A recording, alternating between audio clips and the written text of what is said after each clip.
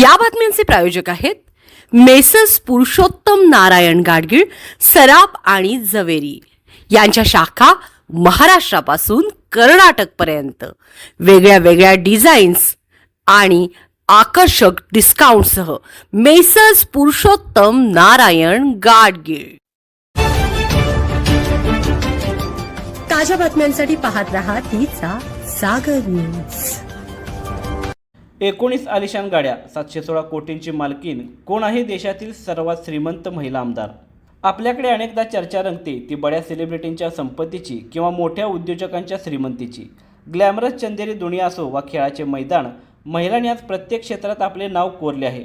पण सध्या एका अशा पॉवरफुल महिलेची चर्चा देशभरात सुरू आहे, जिने राजकारणाच्या आखाड्यात केवळ विजयच मिळवला नाही, तर देशातील सर्वात श्रीमंत महिला लोकप्रतिनिधी होण्याचा मानही पटकावला आहे।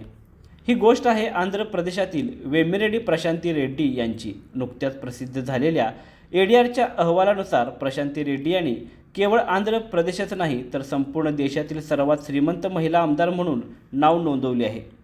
त्यांच्या संपत्तीचे आकडे सध्या सोशल मीडियावर तुफान व्हायरल होत आहेत। नेल्लोर जिल्ह्यातील कोवूर मतदारसंघातून विजयी झालेल्या प्रशांती रेड्डी यांची एकूण संपत्ती तब्बल 716 कोटी रुपये इतकी आहे। त्यांच्या निवडणूक प्रतिज्ञापत्रानुसार ही संपत्ती अचल आणि चल मालमत्तेच्या स्वरूपात आहे। विशेष म्हणजे आंध्र प्रदेशातील महिला आमदारांची सरासरी संपत्ती 74 कोटी रुपये असताना प्रशांती रेड्डी यांची संपत्ती या सरासरीच्या कित्येक पट अधिक आहे।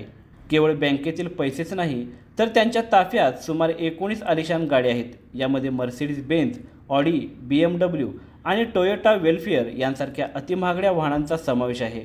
प्रशांती रेड्डी यांचे पती वेम्मिरेड्डी प्रभाकर रेड्डी हे स्वतः एक प्रख्यात उद्योजक आणि राजकारणी आहेत। ते सध्या नेल्लोर लोकसभा मतदारसंघाचे खासदार आहेत। वेम्मिरेड्डी कुटुंब हे खाणकाम, पायाभूत विभाग आणि कंत्राटी क्षेत्रात अग्रेसर आहे। त्यांची VPR mining infra private limited ही कंपनी देशभर मोठ्या प्रकल्पावर काम करते। एक यशस्वी उद्योजका म्हणून प्रशांती रेड्डी ह्या व्यवसायाची धुरा समर्थपणे सांभाळतात। राजकारणात येण्यापूर्वीच प्रशांती रेड्डी यांनी आपल्या समाजकारणाने लोकांच्या मनात जागा मिळवली होती। VPR फाउंडेशनच्या माध्यमातून त्यांनी नेल्लोर जिल्ह्यात शेकडो शुद्ध पिण्याच्या पाण्याचे प्रकल्प उभारले आहेत। गरीब विद्यार्थ्यांचे शिक्षण असो वा मोफत आरोग्य शिबिरे या सेवा कार्यांमुळेच त्यांना प्रत्यक्ष निवडणुकीत जनतेचा मोठा पाठिंबा मिळाला। प्रशांती रेड्डी यांच्यासोबतच त्यांची कन्या निलिमा रेड्डी या देखील आता कौटुंबिक व्यवसाय आणि सामाजिक कार्यात सक्रिय झाले आहेत। त्यामुळे वेम्मिरेड्डी कुटुंबाचा हा वारसा भविष्यातही राजकारणात आणि उद्योगात आपला प्रभाव कायम ठेवणार यात शंका नाही।